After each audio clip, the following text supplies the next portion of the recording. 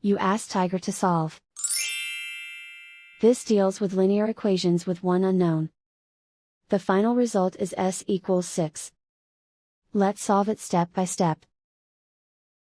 Group all s terms on the left side of the equation. Subtract s from both sides. Group like terms. Simplify the arithmetic. Group like terms. Simplify the arithmetic.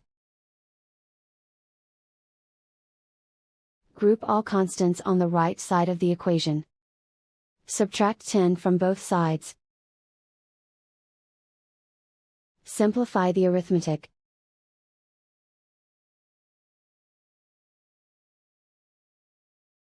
Isolate the s.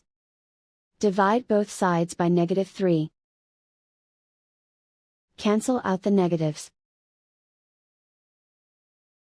Simplify the fraction.